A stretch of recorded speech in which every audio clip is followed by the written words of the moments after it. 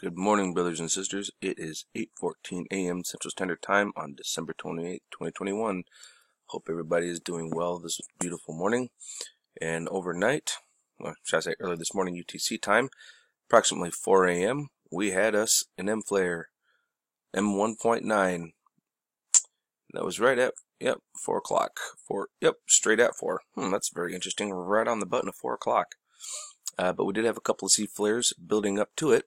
And then we had another decent C flare, a C7.06, shortly thereafter.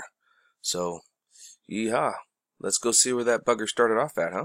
Still here at spaceweatherlive.com. We have two prominent areas where they could have been coming from. It would be 2918 or 2916. I have a feeling that probably came from up this area, just because we've got some gaps that are going on here. Not really allowing for a lot of it to intermingle, but here it's looking like we've got some mixing going on. Let's zoom in and watch this beautiful bean footage. And as we can tell, our bigger sunspot area, there's a nice little gap in between here. So they're kind of staying away from each other, which is kind of odd, but it's still to be watched. But this here looks like we've got some interaction going on right up here, really close to it. Let's go ahead and hit the old play button and see what we got.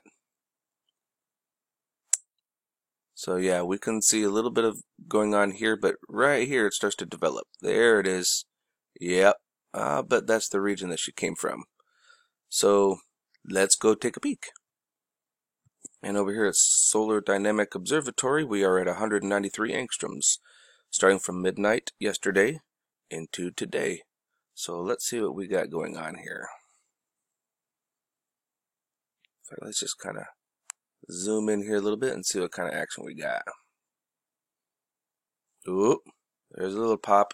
Oh yeah, that's where she came from. Ooh, looks like we got a nice little solar tsunami. Did you guys see that? Had a nice little shockwave coming out of it. Let's watch that again. Remember where it was starting to build up right over here and starting to come and intermix? Oh yeah, that's the one that did it. Boom. Ooh, look at that. That was a good solar tsunami. I'm wondering what kind of plasma we had come off of it. Let's go take a peek at the plasma, shall we? We are at 304 angstroms looking for plasma off of our sun, and here we see another little friend coming up off the backside, kind of zooming by. Kind of nice to see those every once in a while, ain't it? Kind of reaffirm what we already know. Now, there's not really much in the way of plasma coming off the sun in our regions. There is a little bit every time we have a flare. There is going to be a plasma discharge. It just may not necessarily be large, but there always is some. So this is not really a whole lot. It looks like a lot of it, as you can see, it circles around and it gets recaptured by the sun.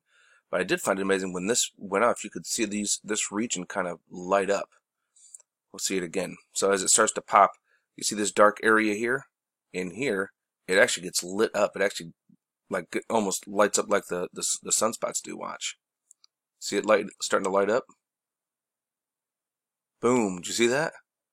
That's pretty cool, actually. First time I actually noticed that. But we also noticed this thing was starting to spark off here in the center, so we may not be done for the ride yet. But let's go take a look at a few other things, see what's going on.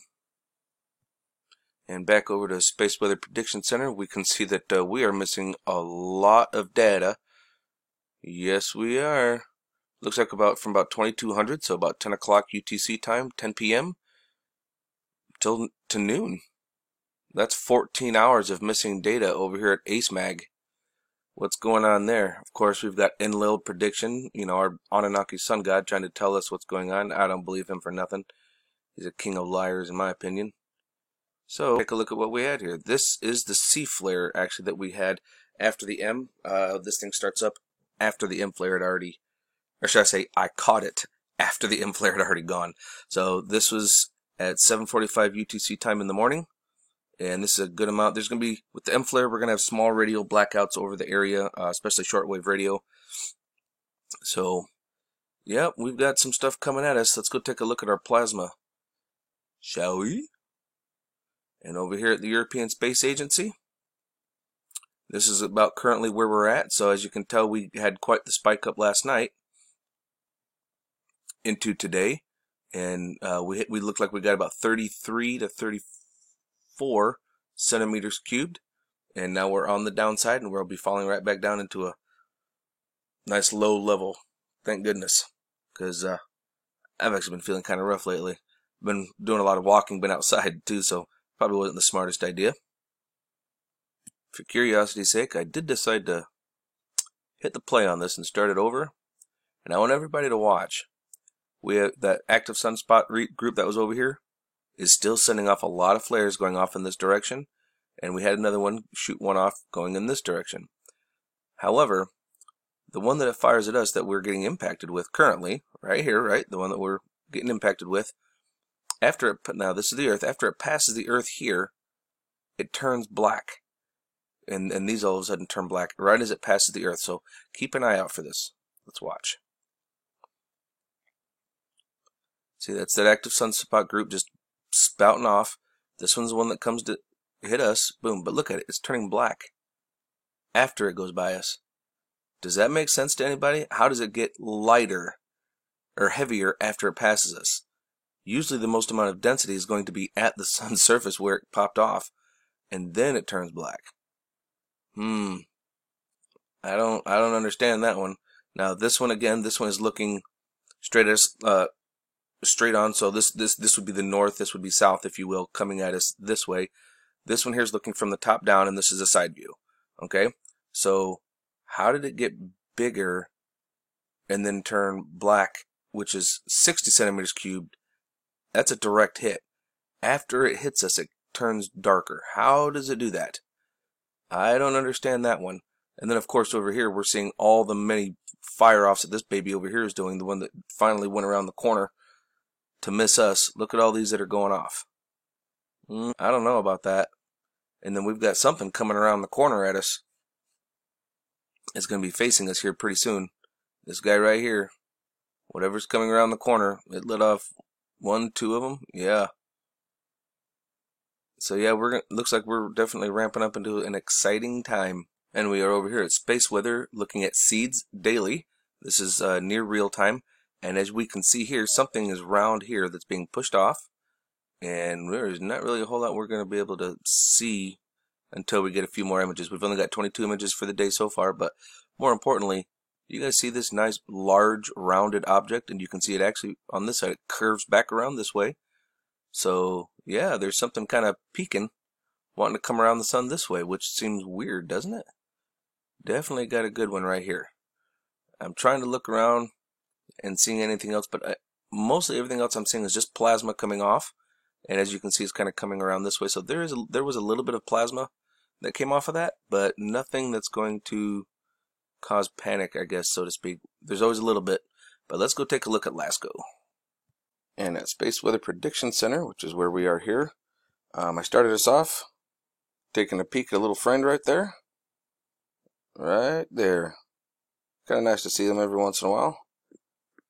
But let's go forward with it. I did go over and look through SOHO, and this is the exact images that they show, so there's nothing special here, and it's less work for me to have to do. So it does not actually show. Oh, there's a couple more friends up there, top left, going towards the 9 o'clock position from the 11 o'clock. Got little trails of la la la behind them. But yeah, it does not show the actual burst when it comes out, because it happened at 4 in the morning. And it doesn't show anything coming off with it. So again, it does kind of reaffirm that the plasma was recaptured after the flare for the majority of it. So there's not going to be a whole lot to go on to. Now over here, now this is LASCO C2 and this is LASCO C3. And as we start off here, as we can see, we got a little friend here. There's a little trail behind him, so he's heading this way. And we've got another good one right here. He is heading towards the sun.